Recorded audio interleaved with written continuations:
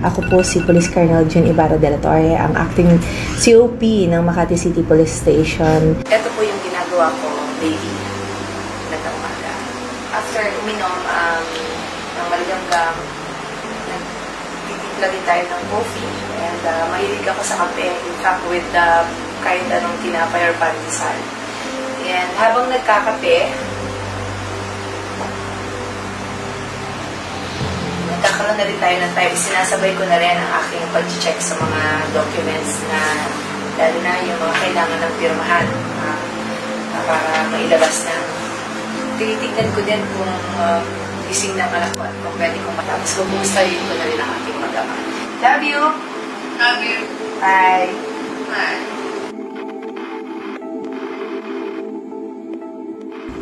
Makati, pusod ng kabihasnan, puso ng ekonomiya. Isang lungsod na laging gising, laging gumagalaw. Nakikita natin, malaki ang impact sa public, no? Iba yung kanilang safety na nararamdaman kapag nakikita talaga nila ang ating mga kapulisan. Yung rush hour ay dapat nakatutok ang ating mga tao. So yun pa rin talaga, no? If we want peace and order, yung ating police visibility dapat talaga at seryoso talaga ang mga pulis sa pagbabantay. Sa mundong pinapaikot ng utos, ranggo at responsibilidad, may isa na tahimik na nagbukas ng pinto na matagal nang sarado. At sa kasaysayan, isang pangalan ang unang itinintig. Hindi ito kwento ng araw-araw lang. Ito ang araw kung kailan muling isinulat ang pamumuno. Hindi siya hinirang para lang manguna, siya'y dumating upang baguhin ang pananaw kung sino ang dapat naroroon. Alam naman natin na ang babae, syempre yan ang una-una talagang magiging hamon na babae ka, so paano mo mapanatili ang kauyusan sa komunidad o dito sa hinahawakan mong posisyon bilang COP ng Makati. Unang-una pagdating ko dito kasi ay ang una kong inasikaso at tinignan ay ang moral and welfare ng mga personnel. Kasi naniniwala ako na kaya-kaya natin ang isang layunin kung unahin mo muna kung ano yung dapat para sa kanila. Siyang deputies, Lieutenant Naron, at very aktibo sila. So, katulad din ng kanyang substation commander, very active. And sobra talaga, binabouch ko yung kanilang, yung kanilang dedikasyon. Paano sila magbabantay, yung purpose nila na maging visible, kung sila mismo nahihilo din, tao lang din po tayo. So, kaya ang ina-advise natin sa kanila is really to seek for yung lilim na area, and they can stay po doon. No? At least nakikita, visible pa rin sa mga tao.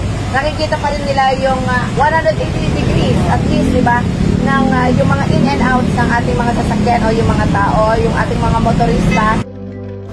Sa kauna-unahang pagkakataon, isang babae ang humawak ng pinakamataas na pwesto sa pulisya ng lungsod ng Makati. First time na magka-COP kami ng babae, una pong pinokus ni Ma'am is yung welfare po namin. As nanay siya, kagaya po nung celebration ng Mother's Day, na-highlight po niya yung mga mother na mag-celebrate kami. Maalalahanin siya, tapos maalaga rin sa amin. Gusto niya yung palagi malinis at saka maayos dito. Dedicated talaga siyang gawin yung position niya as acting chief of police ng Makati. Bago ka lumabas sa iyong tahanan, kailangan maayos mo muna ang buong kapulisan na iyong pinaglilingkuran. No? Nakita natin na epektibo yon kasi lahat ay gumagalaw. Walang naiiwan, lahat ay may kanya-kanyang responsibilidad. Kayang-kaya naman natin ito at hindi iyan sagabal ang pagiging babae natin, no? Para maglingkod or magsilbi sa Makati. Sa bawat tawag ng tungkulin, siya ang una sa aksyon. Sa bawat desisyon, siya ang huling salita. Ang kanyang pamumuno hindi para sa titulo, kundi para sa serbisyo. gusto kong maging benchmark ng Makati CPS sa buong NCR, no? Pagdating sa peacekeeping, innovation, and community engagement. So, yun yung long-term, no, na vision na nakikita ko para sa Makati CPS. Hindi lang ito kwento ng unang babae. Ito ay kwento ng isang pinunong nagpapatunay na ang pamumuno ay hindi kasarian. Ito'y paninindigan.